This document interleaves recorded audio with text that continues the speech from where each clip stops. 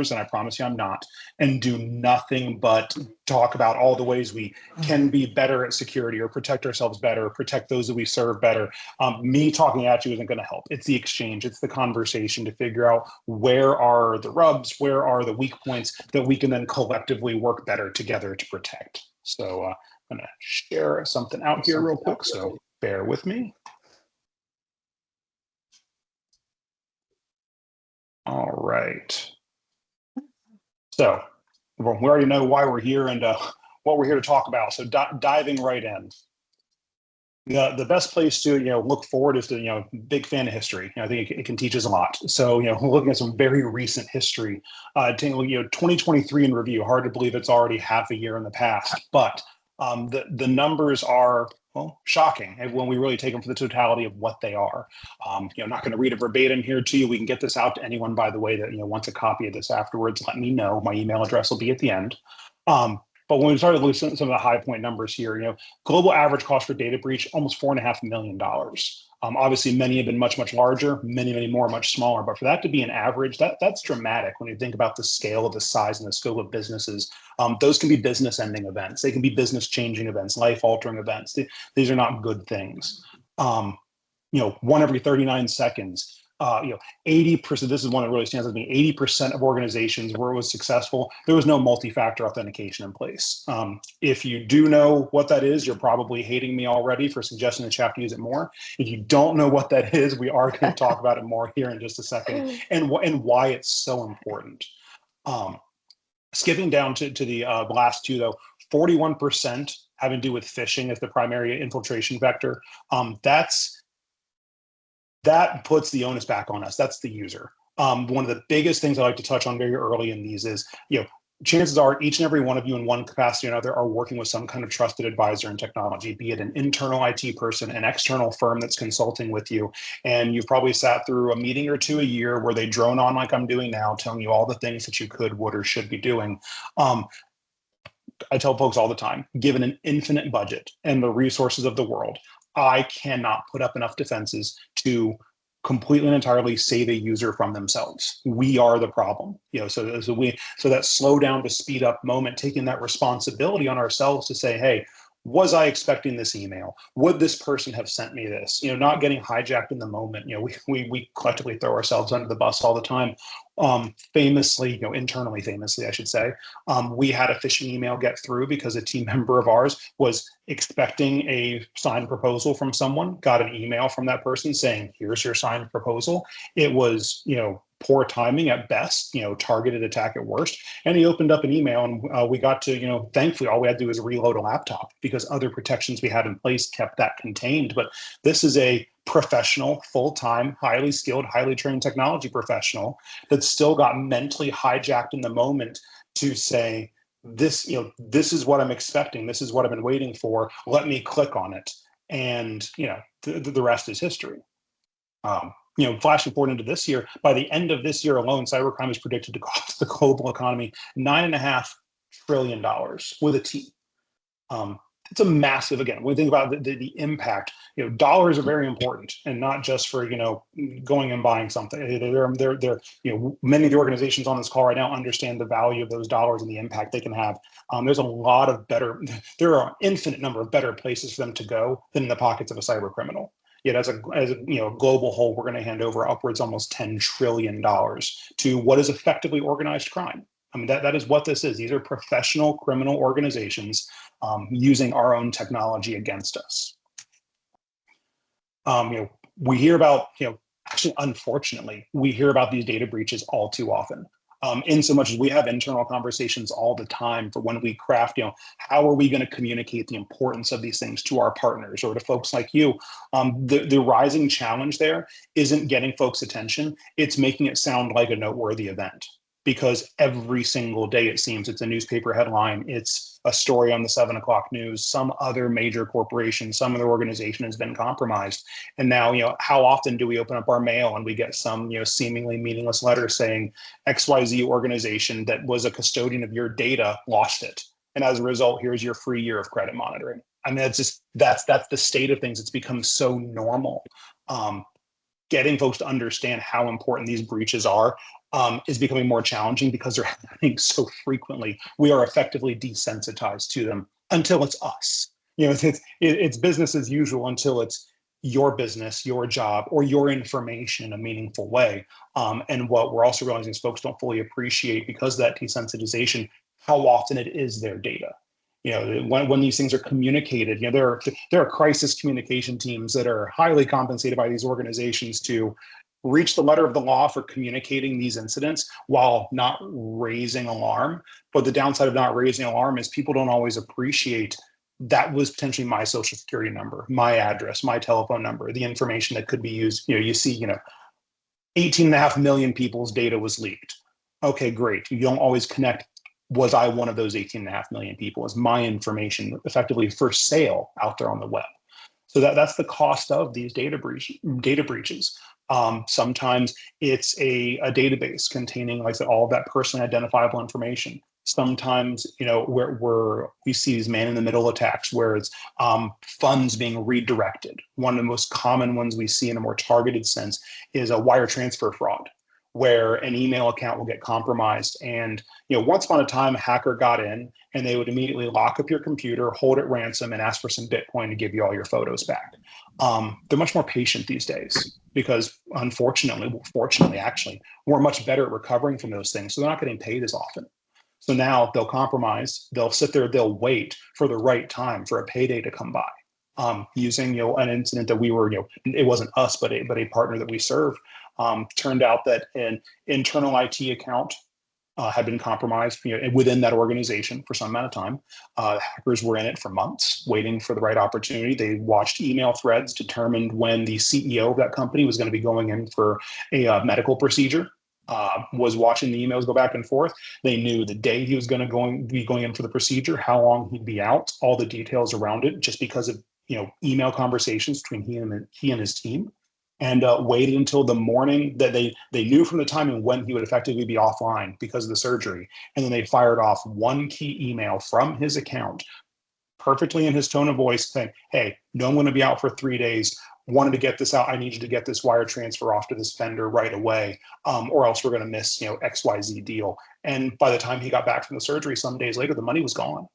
You can open insurance cases and call the FBI and do all these things. The money's gone. In a lot of cases, and in ever rising number of cases, the vaunted, cyber liability insurance, coverages that so many of us carry and have because we effectively have to.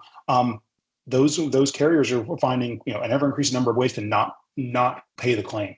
Because if it was found that, multi-factor, which we're going to talk about in a moment, if you said on a form, sure, we have multi-factor authentication, but it turns out the account that was compromised didn't have it, they don't have to pay the claim.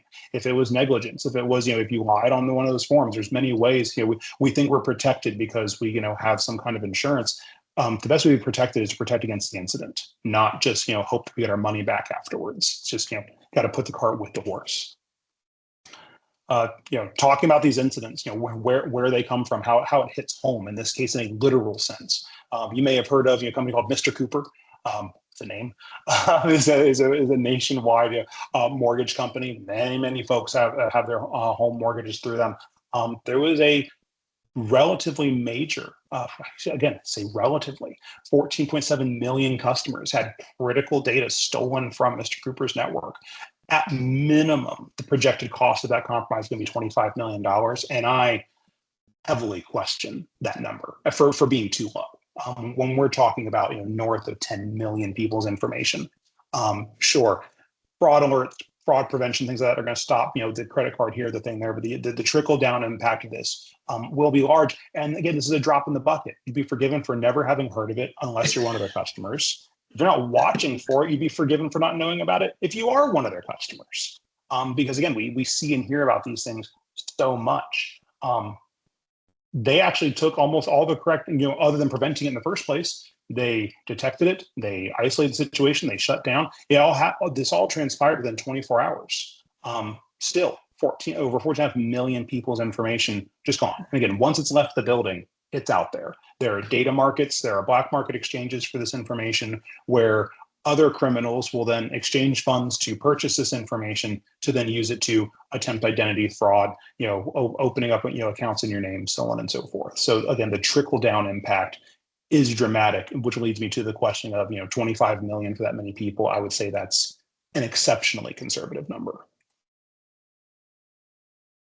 Going back to what I mentioned before, phishing attacks. You hear us talk about it, but no one ever gets to eat a fish. No, so these phishing attacks are attacks on you, and there's a literal life cycle to these things. Hackers are crafting these messages. You are the target. They're sending you a message impersonating someone or something else, and they look like all sorts of things. Your password is about to expire. Click here to reset it. Suspicious activity on your account. Click here to check it out. They're looking at the example I used earlier. Here's your signed proposal. Click here to accept. There are some telltale signs of these things that we're going to walk through here in a moment, but the life cycle of these attacks are really just this simple. They send you a highly targeted message. The victim, in theory, what the hacker's hoping for, and we hope you don't, is they either click on a link or answer a form, open an attachment, take some kind of action with that phishing message. Chances are, by the way, once upon a time, again, old school, and still happens occasionally, there would be an attachment, something actually malicious in that email. But again, these hackers are smart people. They know we have email scanners. They know we have antivirus or what's called EDR, endpoint detection and response. They know we have all these security measures to protect you from bad things in that email. So they flip the script. Instead, they're just using the email to get you to the bad place. They're sending you to a fake Amazon login page. They're sending you to a fake Microsoft or Google login page, looking to do one key thing, and that's collect your credentials.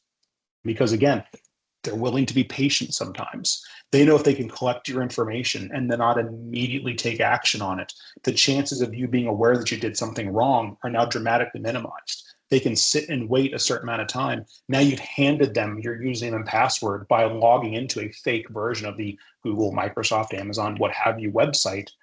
An hour, a day, a week, a year later, if you haven't changed your password, PS, by the way, they can now log right into your account, especially if you're not using multi-factor authentication. What the heck do these phishing emails look like? These are just a couple examples. They look like almost anything anymore. But there are going to be some relatively common basic elements, regardless of who they're from, or what they look like, what they're asking you to do.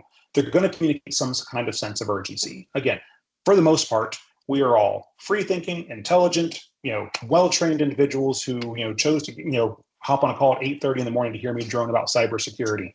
On most days ending in Y, you're going to see this attack coming. They're banking on the one time you don't. And sense of urgency is one of the key ways to hijack this in that moment in a literal sense. Gain your attention and just get you to make that knee-jerk reaction. It takes a fraction of a second to click a link. Sometimes that's all it takes. So they're banking on if they do this a million times, they can get 100 people to click. They now have 100 fresh targets. So they're going to build that sense of urgency. They're going to ask for some kind of information. Update your payment details, as this one mentioned. Other ones will be reset your password. Or again, just as simple as, log in to verify your IP address is what I saw recently. And again, then they take you to a fake version that is a one-to-one copy of the real vendor's login page.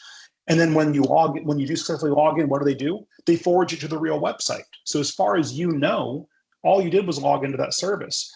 The difference is sitting right there in the middle, they just collected your username and your password. So watch for things like mismatched domains. This is another one.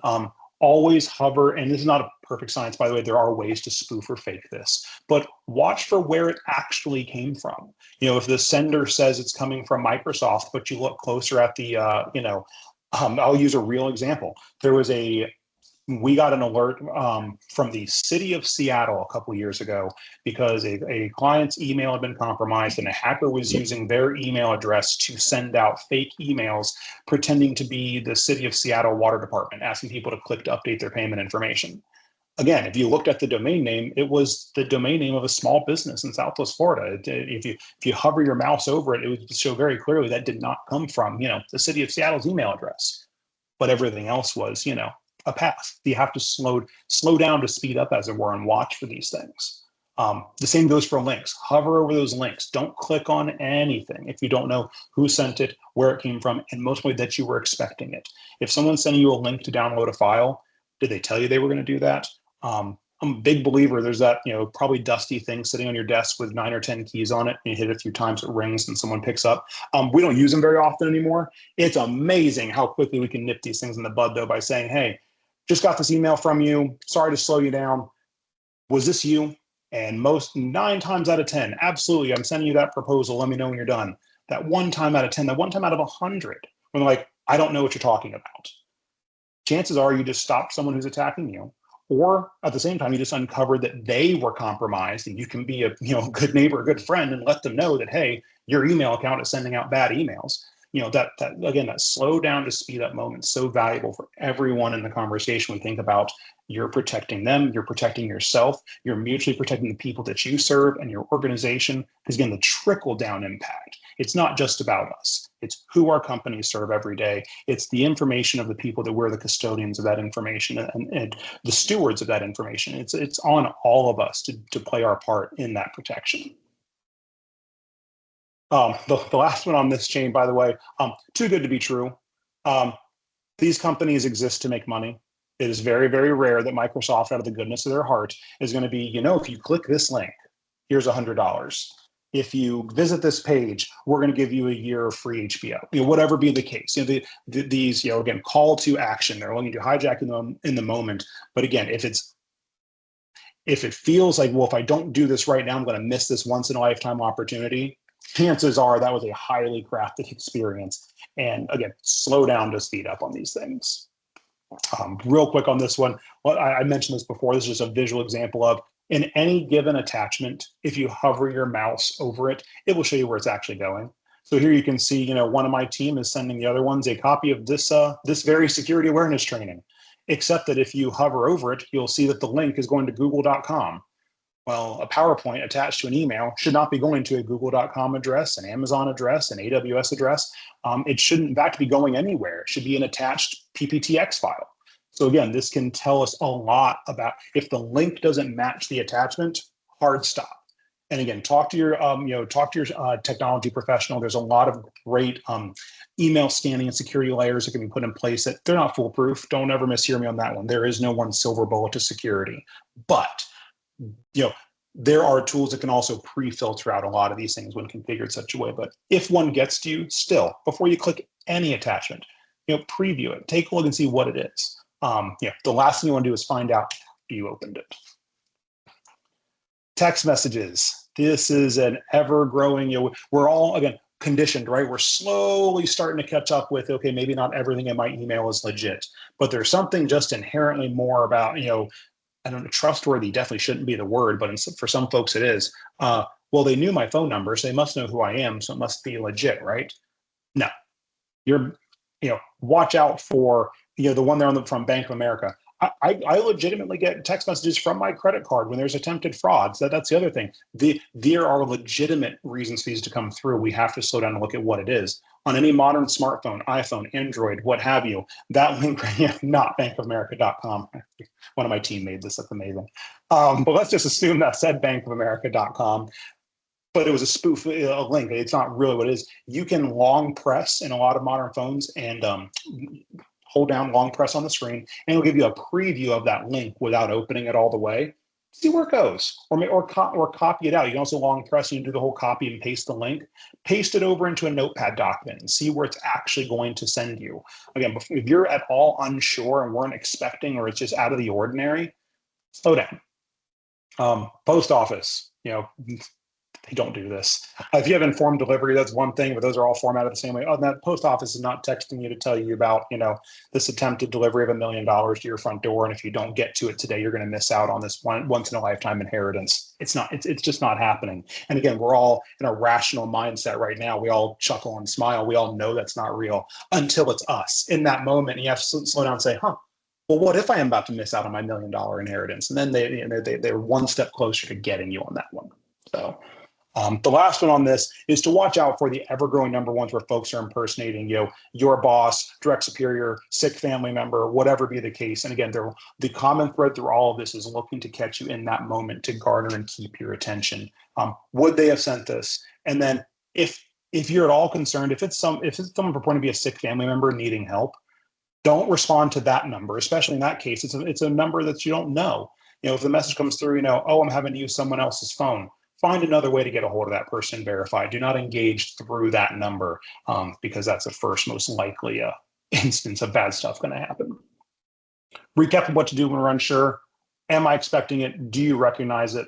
Do you normally receive files and whatnot from this person? If it's someone that sends you, if you guys commonly exchange files every day, check with them.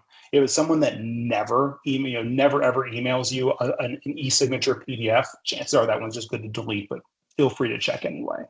And again, hover over the link or attachment. Doesn't look right. How do they get our information? Unfortunately, remember how I mentioned earlier, we, the user, are the problem, and I am so raising my hand, other than I'm not a social networking person, but still, we are the problem. We arm them with our information so many times. Social engineering is where we willfully place the information they use against us out there online. Facebook, LinkedIn, Twitter, X, Instagram, TikTok, you name it.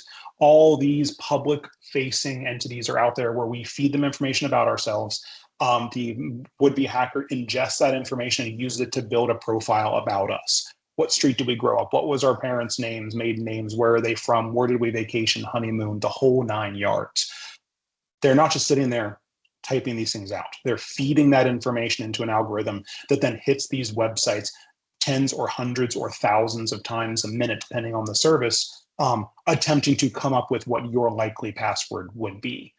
Pets' names, siblings. MGM Resorts, everyone remembers that one. Again, 2023, massive social engineering campaign. Deployed ransomware, locked the whole organization down. Huge financial impact, disruption to thousands and thousands of people. It all started with a call to an IT help desk.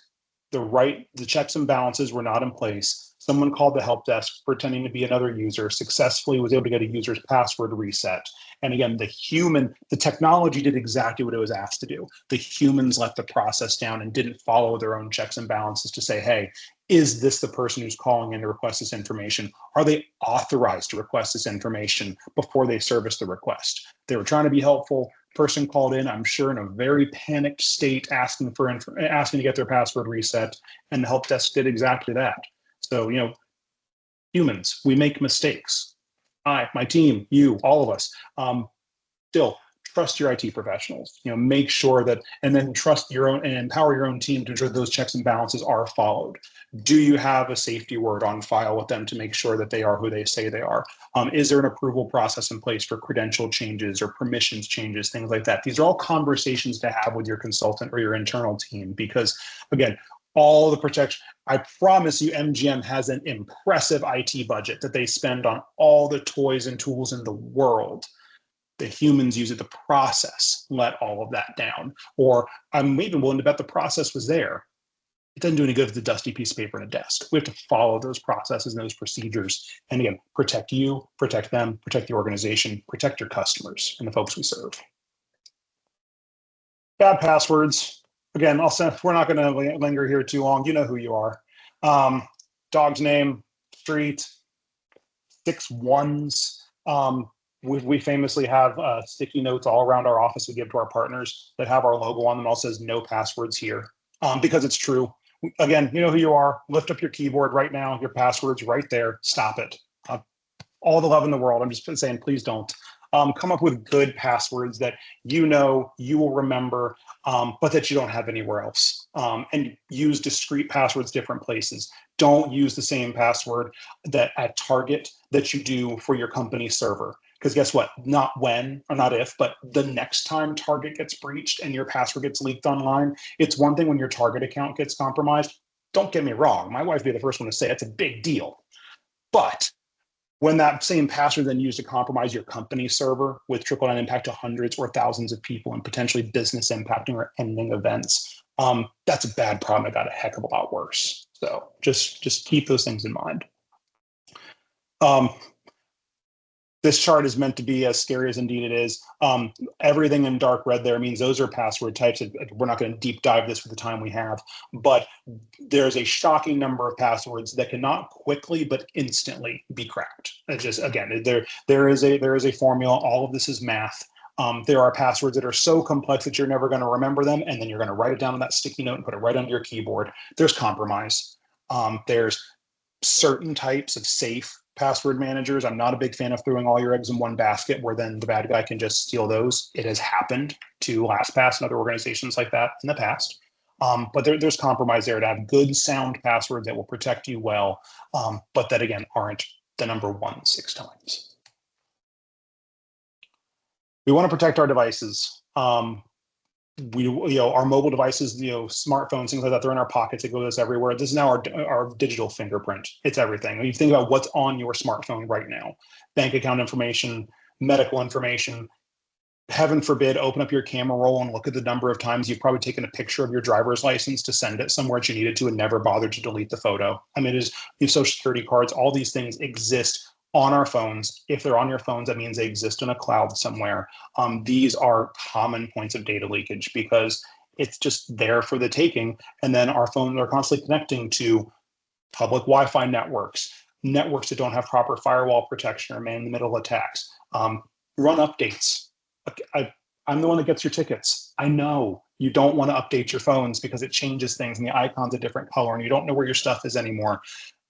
Take that up with Tim Cook and Apple. I promise you the security updates that are bundled with those are worth the inconvenience because it is important. They are constantly bundling critical security updates that are protecting you against the latest attacks because these things are evolving and changing every single day. If you travel a lot for personal or work life, VPNs are not a 4-letter word. You want to use them everywhere you can. Hotel Wi-Fi, public Wi-Fi, airport Wi-Fi, your cousin's Wi-Fi, it doesn't matter. If you are using corporate resources or personal banking, things like that from networks that you don't control or can trust, because again, you've got trusted advisors making sure it's as safe as it can be, employ a VPN service. A lot of folks use them for privacy purposes. That's all fine and good.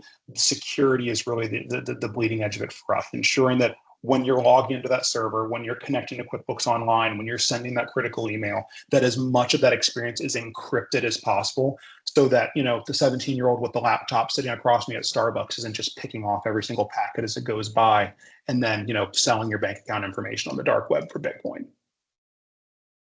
So I promised we'd get here. I also know we're getting close to the 9 o'clock mark, and I did that on purpose to stop myself from camping on this for an hour. Because again, if you have questions about it, my information will be at the end. Please do reach out. I'm happy to talk about it anytime. Multi-factor authentication. You've probably heard about it. If you use it, you hate it. It's okay, so do I. It's mandatory. Must. We talked about all those phishing attacks where they're picking off your username and password. Not always, again, there are much deeper technical ways to get around it, but in the the overwhelming majority of cases, having multi-factor in place, it stops those attacks in their tracks. Because if they have your username and password, but they're not in possession of what's most of the time your phone, hopefully using an authenticator app like Google Authenticator, Microsoft Authenticator, Duo, Okta, there's tons of them out there. It's the rotating codes. You can get text message codes. It's better than nothing. I'll tell you, it is not nearly as secure. When you have the option to set up the rotating code or the push notification kind, that's the safest of that type. And there are physical security keys, and there's always more we can be doing. But as far as let's establish a baseline for the masses, this should be it, because these things will help protect the organization and you, not if, when your information leaks, when it's compromised, when they just happen to guess the right password and try to walk in, or you mess up one day and fill out one of those forms, accidentally hand it to the bad guy. This is what will protect you in so many of those situations. I talked about checks and balances. Think about how you can be compromised. What procedures are in place. Well, let's accept that we're going to get compromised, because that's what we should all be doing. Again, I live and breathe this all day, every day. I still live in a world where I openly accept that one of these days my information will leak. I will make a mistake. Something bad will happen. What checks and balances are in place to keep that contained and at least make it a me problem and not a whole bunch of people's problem? And then, where are we most vulnerable in our workflow? If you're a public-facing organization where your information is all over the place, then protect those outside borders and firewalls and scanning. There are so many tools. Again, talk to your internal or external IT professional and advisor. If we assume as a strategy that we're going to get attacked, that we're going to get breached, there's a whole other layer of security there for how do we detect and respond to that. We put all of our efforts, obviously, into preventing it in the first place. But when that's not good enough and the bad thing happens anyway, we still owe it to ourselves and the people we serve to have the plans in place, the tools in place, the practices in place to keep that contained, to stop it from becoming, a capital P problem, and just really, and drill those things, test them. We do fire. We all remember doing fire drills as a kid, right? There's no difference here. We should be preparing for and accepting that it's going to happen and keeping it, as contained of an incident as possible. Again, we owe it to ourselves, our organizations, and the folks we serve. So that's my email address. The number there is our office number, of course. Call anytime; they'll get you over to me. Email. I'm one of those people. Phone's always with me. Truly, any questions from this, I'm happy to send over this slide deck. Nothing proprietary about it. We prepare it. What you guys just went through is a training that we actually do with our entire partner base at least once a year, when I can convince them to wake up for it. And but this is just one of those things that we very much view as the more people have this kind of information and have this mindset, the better protected we're all going to be. That's awesome, John. Thank you so much. Yes, it's really excellent. And I'm thankful that John is John's company, CRS Technology Consultants, is our company's or our agency's consultant, helping us protect us. So we will open it up. We would love for you guys to use the raise your hand button that's at the top of your Teams window. And you can also use the text. We'll be checking both of those. So any questions, please step up. Or I have one. Sleep. No, you scared us all, but that's your job, right? So how do you recommend that we manage our passwords? I really will admit I struggle with that. Yep. There's a lot of schools of thought here. I'll tell you, absolutely none of them are perfect. None of these things are, right? Let's start with just the things we absolutely shouldn't be doing. Don't maintain just a password list laying around somewhere. I've seen everything. I've seen, again, I've made fun of the sticky notes. I've seen the piece of paper in a drawer, the Word file, hidden somewhere on your computer. Don't just stick away your passwords all in one place where if someone happened upon them, let's start with what we shouldn't do. Some best practices there. There are some great reputable password managers out there. Those are an okay tool to use. If you use one of them, though, put the proper other protections in place. Multi-factor, mandatory. Because again, if you're putting all your passwords in one place and protecting those with some kind of master password, assume that the bad guys are good at their job. Assume they're going to attempt to get in there, because if they ever got into that password manager, we've now put all of our eggs in literally one basket. And that's the nightmare scenario. So I've personally stayed away from most password managers through the years. I do maintain an Excel spreadsheet of personal passwords, but that Excel spreadsheet is, and this is going to sound like absolute monotony, but it's necessary. It's a password protected Excel sheet inside of a OneDrive vault, which is a function of Microsoft OneDrive as part of Microsoft 365. So you have to get into my Microsoft 365 account through multi-factor authentication and have many other layers of protection. You can't log in from outside the country. You can only log in from a registered device. We have several other things in place. Again, if all that sounds like gibberish, talk to your IT professional. I promise they can help you with it. So you have to get into my account. You have to open that OneDrive vault, which is yet another password. And then within the OneDrive vault is my Excel spreadsheet with all these passwords that is yet again behind a password protection on that Excel file. So I've kind of crafted my own password manager through the years. Again, that's just because of what I do. By nature, I can't trust a third party with that information, because I have to tell folks I'm doing everything I can to protect their information. And it turns out my information is the key to their information. But for, folks out there on the street, as it were, password managers are a thing. Go with a reputable one if that's the route you want to go, and then use every security function they have. Force it to log out every certain number of days. Make sure multi-factor is turned on. Suspicious device detection. What's called geo-filtering is a huge one. If you're not planning to travel outside the country anytime soon, see if they offer a geo-filtering function that doesn't allow it to be logged into from outside the US. There's plenty of hackers right here in the US, don't get me wrong. But when we look at the trends, the overwhelming majority of these attacks do originate from outside the country. So again, it's just all about whittling down the lowest hanging fruit. Those are some easy ones. We do have some questions in the chat, so I'll read the first one off to you, John. Someone asked, they're curious if Apple suggested passwords saved in the keychain are a good way to go. I will go ahead and use myself as the example here. I will say yes, and I promise there are security professionals out there that would disagree with me, but as a matter of pure practicality, this is how I've approached it. All of my Apple keychains are, again, this will be a bit of a trend here. Multi-factor, I have geo turned on, like so I've protected my keychain in all the ways that Apple allows me to. And then those there is a complexity slider you can change on those suggested passwords to make them even the suggested ones more or less complex. I choose the highest level of complexity because I apply this chain of logic. I don't record those passwords anywhere else because I accept that I have the ability to reset them if I ever really needed to. So I can't give up or hand over a password I don't know. So going back to, if I don't want to trust myself with the information, I can't write it down on a sticky note. I can't accidentally give it to someone. I can't type it in. I can't lose a password that I never knew in the first place. I know how to get to it, and I make sure that I know how to safely reset it if I need to. But I've actually, speaking personally, become a pretty heavy user of the Apple Password Manager stuff. And then watch out for this fall. Apple is updating to what's called iOS 18 and all their new operating systems. They are launching what used to be that password manager. It's built into the operating system. It still is, but it's now a standalone app as well that we're testing right now. It's just called the Passwords app.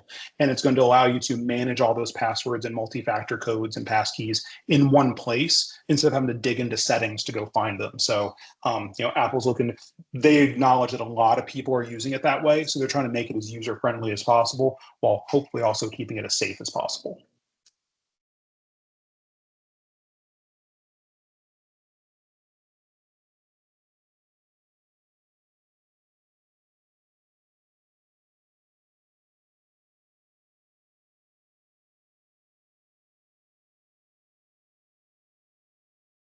I'm trying to read through the chats to see if there are other questions in here.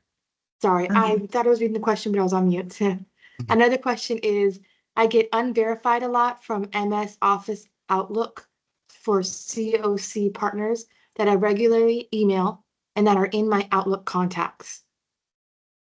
Yep. So a lot of it's going to come down to organizational settings. So most of your verified contacts are going to be internal, right, within the organization. So when something's unverified or whatnot, chances are it's coming from outside the organization. There's kind of, especially all within the Microsoft umbrella, right? So there's things that if they're partner organizations that work together a lot, there's steps that IT teams can take to verify each other, for lack of a better way.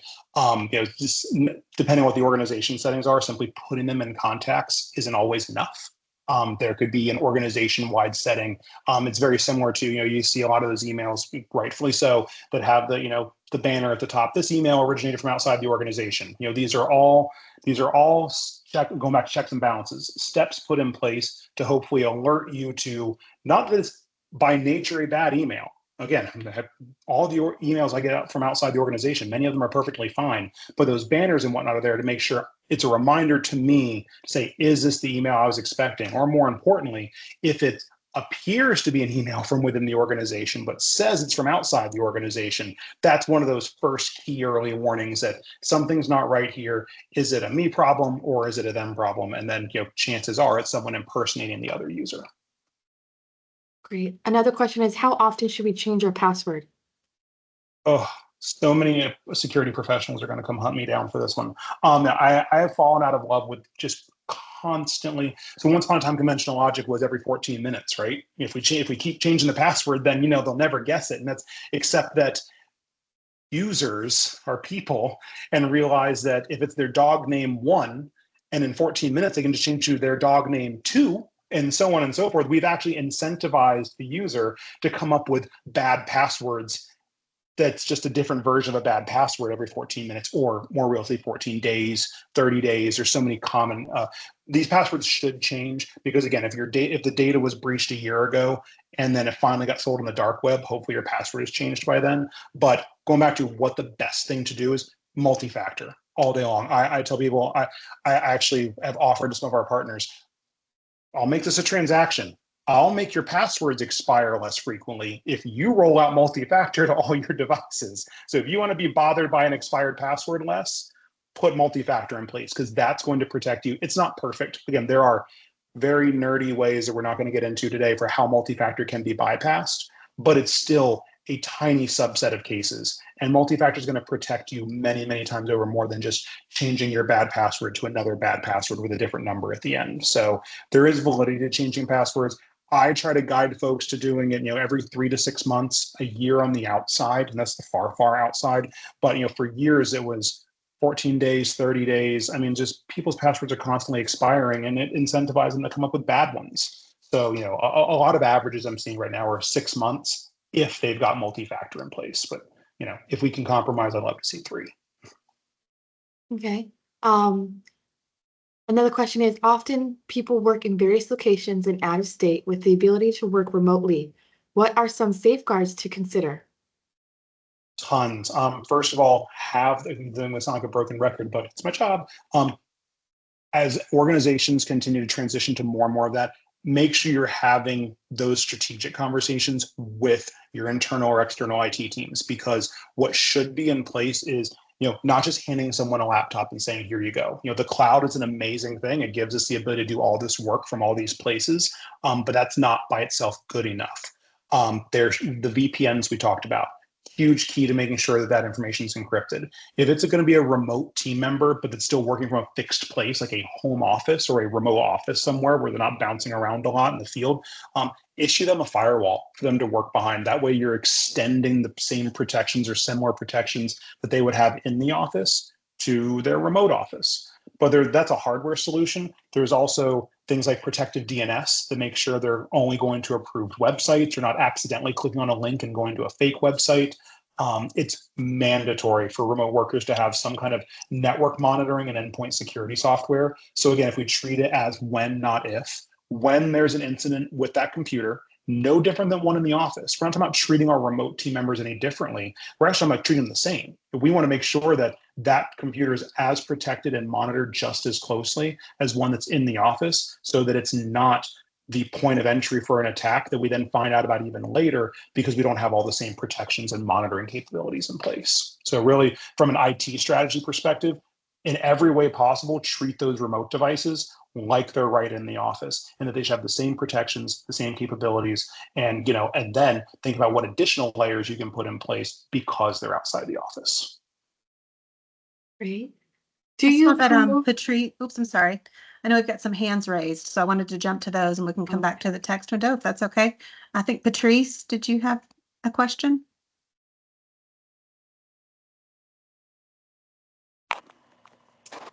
Might be muted.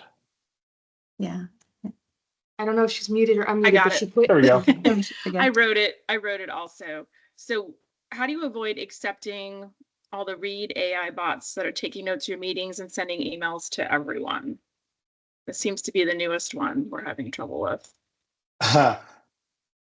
So as in preventing it from happening at all? Yeah, because it seems to some of the other bots would come in and it would say accept this, but now it just seems to attach. Yeah, and that is an industry and organizational problem more than a technology one, unfortunately, because AI is just bust onto the scene as the one-stop solution for everyone's productivity problems. And in fact, it's creating a never-ending list of productivity issues, security issues, privacy issues. This is going to sound backwards. Those are operational questions at this stage more than technical ones. Obviously, there are ways being developed to, encrypt data on your side to prevent it from being so easily read on the other end. But again, like on a meeting like this, if there was a bot attached to this meeting, the nature of you being able to see and hear me means that our communication is sufficiently decrypted that bot can pick it off and summarize and email it out to the world. Have that conversation with the organizations or the team members.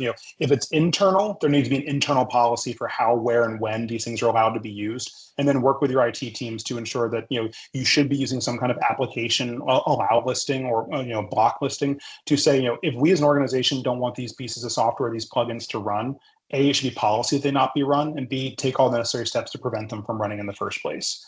But then if it's organizations outside that you're meeting with that are using these tools and you're just not comfortable with it, we all have to start. We're late to the conversation already, right? Like it's uncomfortable. We have to be willing to have those conversations. Hey, what we're talking about, For us to meet on this, you can't be using those tools, because it is at least it's supposed to be, right? Obvious in the meeting when there's a bot or something else, going on, but it's becoming ever more fuzzy, right? Is that a person or is that a, well-named, transcription bot that's going to email it out to 100 people after the meeting? These are transparency conversations that really, really have to happen between key decision makers and then the people having them. And just we have to start accepting what are we all going to allow to happen. And then when we do identify people abusing that, there's even more uncomfortable conversations that really have to happen. But as far as a technological thing, there's all sorts of ways to prevent and control it inside your organization. When it comes to folks on the outside at this stage in the game, it's about knowing and trusting the people you're doing business with. And when that trust is kind of starting to get bent a little bit, having the conversations early and deciding, what are the rules of engagement.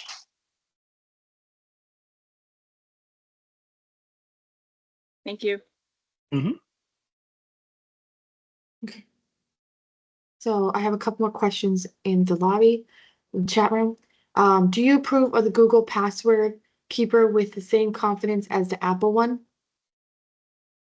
As an information technology professional, yes, because in theory, on paper, if with all the same protections in place, yes.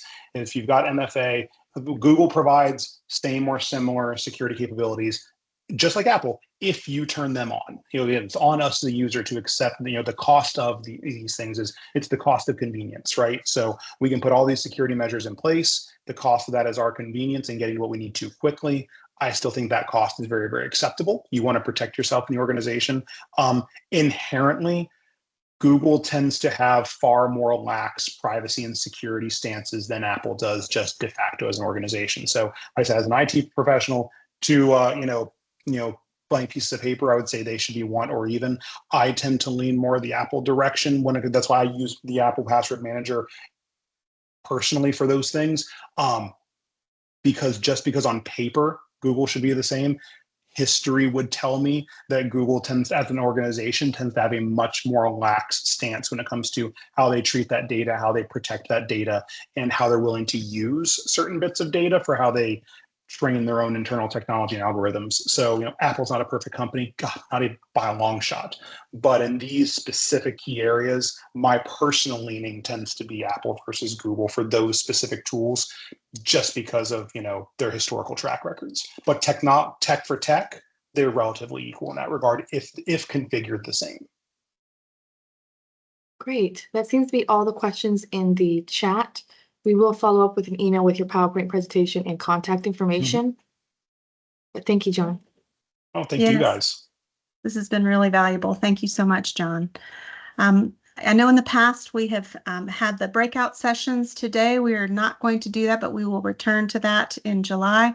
Instead, though, we will spend a little extra time, as long as you guys would like to stay on, for reporting out. So if any of you would like to report out, say if you've got a change in staff, or you have some seminars coming up, or some summer programs that you'd like to share with everyone in attendance, just raise your hand, and we would love to hear what's going on with your agencies.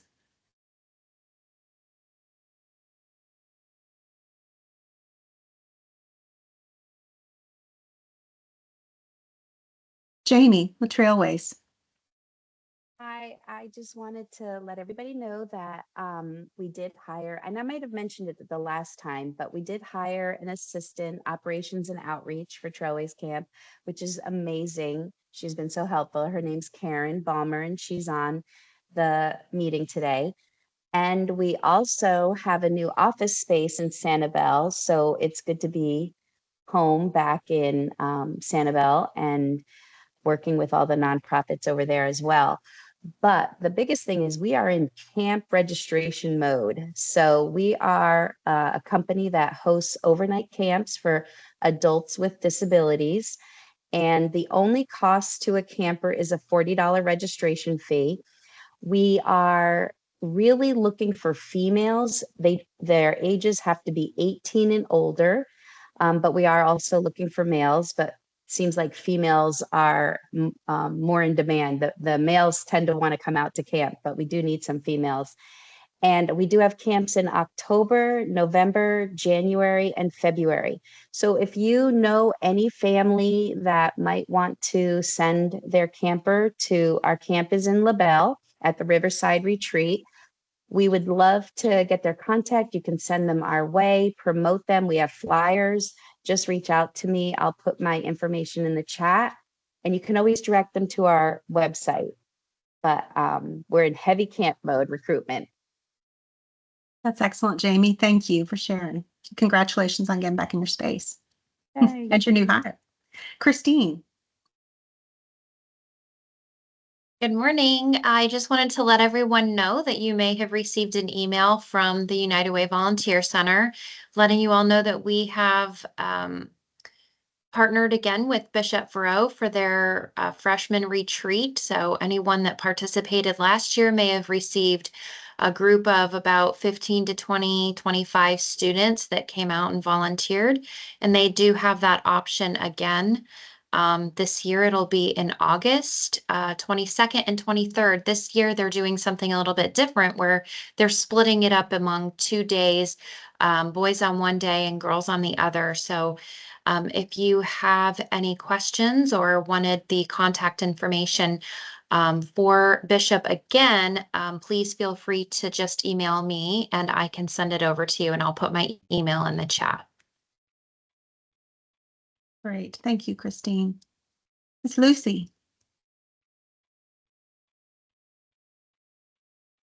Good morning. We do have our summer program for the children, Tuesdays and Thursdays, and that is free of charge. Only 2 hours from 10 to 12, and that's going to be for 6 weeks through the summer time. And we're also having the mobile consulate with the Mexican Embassy. This coming Saturday, we're going to be participating with them and providing the Latino community with all the Know Your Rights, especially because of their passport and lack of documentations. On Wednesdays, we continue doing the Mending Hearts for 55 and older. So they will continue active in the community and socially active within their own groups. And we continue working. Wonderful. Thank you, Lucy. Thank We you. appreciate you. Thank you. I saw Michael Overway. Are you still there, Michael? Hey there, Angela. How are you? Hey, good morning. My name is Michael Overway. I'm the executive director with the Homeless Coalition here. Just 2 real quick things. First of all, our COC meeting is this week. We're actually holding it in person at the North Shore Alliance Church in North Fort Myers. And we're going to be having a housing panel. So we have about 6 or 7 different panelists that are going to be coming and talking about what they do for housing in our community. So I would certainly encourage you to attend if you can. I know our AA is getting Dunkin' Donuts, coffee and donuts, so come and have a donut with us and listen to hear what we're talking about as far as housing in our community. And then also the Florida Coalition and Homelessness Annual Conference, which is October 15th through the 17th. The registration is open for that. We're already beginning to get a lot of registrants. So I would certainly encourage you, if you can attend this year's conference in Orlando, to do so. It is a wonderful conference. Last year we had about 525 attendees at the conference. We put on several days of workshops, as well as have some really terrific plenary speakers that talk about what does homelessness and housing look like nationally. So again, I would encourage you to do that. And we're at and the landscapers just showed up. Anyway, and we have a new venue this year. For those of you that have attended in the past, we've been at the DoubleTree at SeaWorld. We are now at the Hilton at Disney Springs, which for all of us that have my color gray hair, was known as the downtown Disney, right? So please go to fchonline.org to register for both your conference and your hotel if you're planning on going. Thank you, Angie. That's great. Thank you so much, Michael. Maybe you can put that link in the chat as well for people. Appreciate it. Let's see, Barbara. Good morning. How you doing? My name is Barbara Short. I'm a senior program manager with CareerSource, and I just wanted to share with you guys possibly an opportunity for your organizations this summer. We're operating a summer youth employment program. Now we've got our numbers for the youth recruited. It's kids that are in families of 200% federal poverty or less. But what we're looking for are some work sites, particularly in, pretty much all Henry Glades and Lee County. They're going to be working up to 150 hours or 180 hours, I'm sorry, at $15 an hour. And what it is, just to give them an experience, we're trying to match them up with their career goals. So if you guys are interested in being a work site for us, you just send me an email. It's bshort@careersourceswfl.com. And I can link you up with our case managers that are coordinating the work sites. Number two, and Michael Overway is aware of this. I'm sitting over here. I'm a Bombas sock sponsor for our region, the 5-county region, and I still have like 300 pairs of socks. They're really nice, thick crew socks. I need to move them out because we're going to get another shipment in October. So if you guys are interested in that, I could put my email in the chat because I do need to move those on. And what they're intended for are people that are at risk of homelessness or in need. So that's all I have from this side of town. Excellent. Thank you, Barbara. Please put your info in the chat. Okay, I sure will. Thank you. Very good. Thank you. Nancy from ICSL. Oops, you're muted, Nancy. Your first name? I didn't hear. Nancy with ICSL, would you like to unmute and share?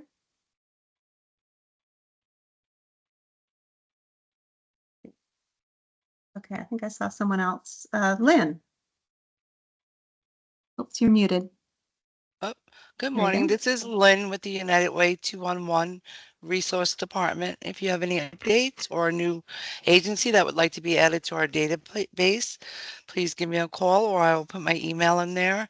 I'm grabbing lots of updates. I appreciate that, Barbara and Jamie and Mike.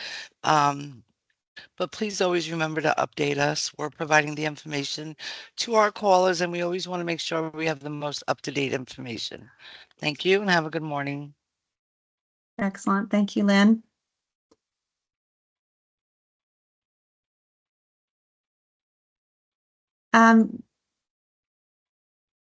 Thank you. So Nancy with ICSL, I don't know if you can, oh, there you go.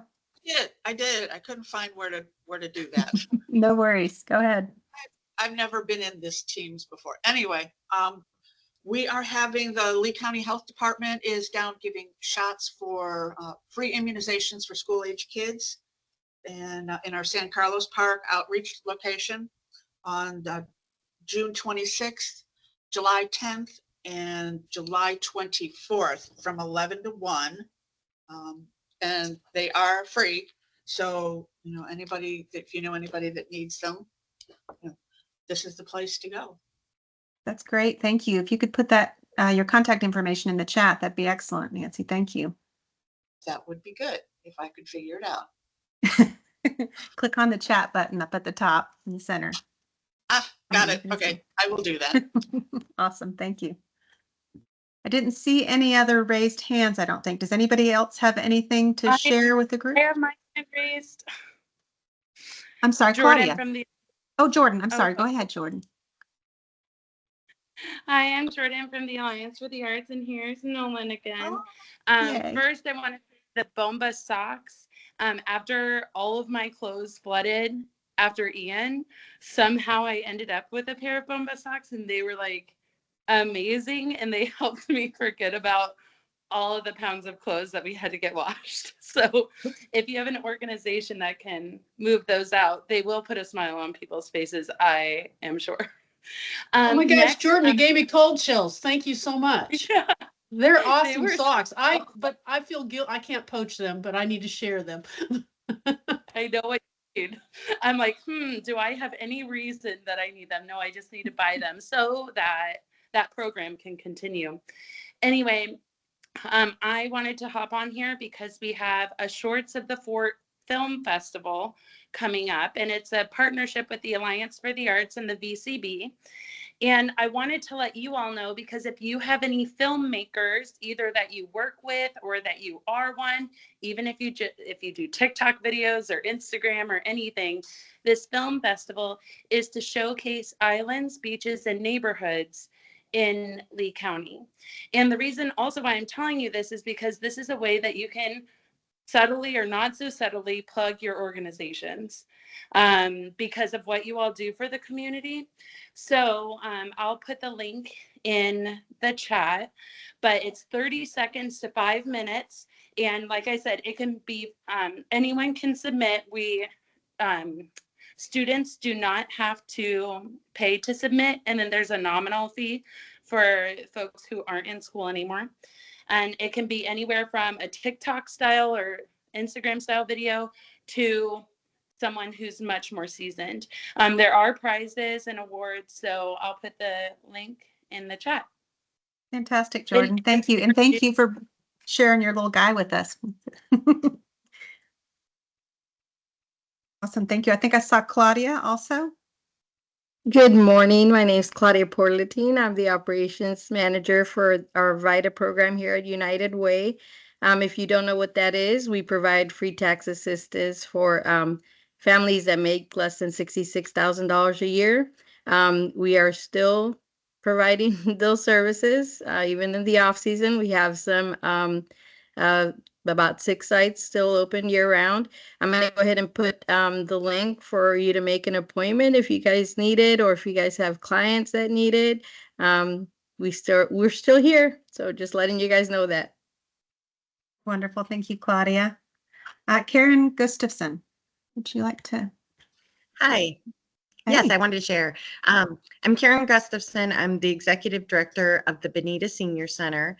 And I just wanted to share that we are going to be offering programming 5 days a week now. We were open Monday through Thursday, but now we'll be open Monday through Friday for seniors living in the Southern Lee County area. We provide lots of different activities, programs, exercise classes, and free lunch starting in July, Monday through Friday. I just wanted to let everybody know that. We're really excited about that. Wonderful. Thank you. Let's see. Lynn, do you have another, or is that hand still up from before? No, I just wanted to mention to Barbara, Barbara Short, if that's who mentioned the socks, we have a partnership with the School Resource Center where we help all children in public schools and charter schools with clothing as needed. So if you don't find a home for those socks, please get in touch with 211 and we'll give you the number for the School Resource Center. Okay. Oops, you're muted, Barbara. Sorry. This thing needs to be more intuitive. I like that word. Christine is emailing me right now, but yeah, I can keep you in. I'll announce when I get my next shipment through this meeting, because yeah, I don't like setting on them because I'd like to get them out, and I was hoping to get them out before winter was over last year. So when I get them in October, I'll let y'all know. But for sure. Thank you, Lynn. Thank you, Barbara. Thank you. Margaret.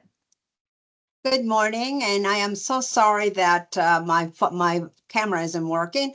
I'm Margaret Feldman with Sunrise. We are an organization that supports people with intellectual and developmental disabilities. And I just wanted to share something with you. I'm sure many of you know about the Olmstead decision that the Supreme Court made in 1999 on June 22nd. And that decision basically allowed push states to essentially pay for services provided in the community, so that people with intellectual disabilities would not live necessarily in state institutions only. And this June 22nd, it'll be the 25th anniversary of that Olmstead decision. And the White House has invited the general public to witness that. So if you're interested in that, the White House has a link that you can at least go see if you would like to see what occurred back then and who were the players who made that happen for people with disabilities, which essentially is now something that affects many a family throughout all of our states. And so it is a very important decision that was made by the Supreme Court. And I thought whether or not you're impacted or have someone in your life or you serve people with intellectual disabilities, it is something that we should be very proud of. So I'll send you the link if you like, so that you maybe want to go ahead and share it with the rest of the group. Wonderful. Thank you, Margaret. That's great. I don't see any other raised hands, and I know we've kept you a little bit longer than we had intended to. I did want to share that the July HSIN we will go back to the breakout groups and look in your email for an invite coming soon. We haven't quite locked that down yet, but you'll be hearing from us soon on that. Anything else for the good of the order before I let you all go? So glad you joined us this morning. Thank you. And special thanks to John. That was really valuable information, and you've gotten us all thinking, and I imagine folks will be reaching out to you. Anytime. Okay, we appreciate you. Excellent. Well, everybody have a great rest of the week, and thank you for joining us. Take care. Take care, everybody. Thank you.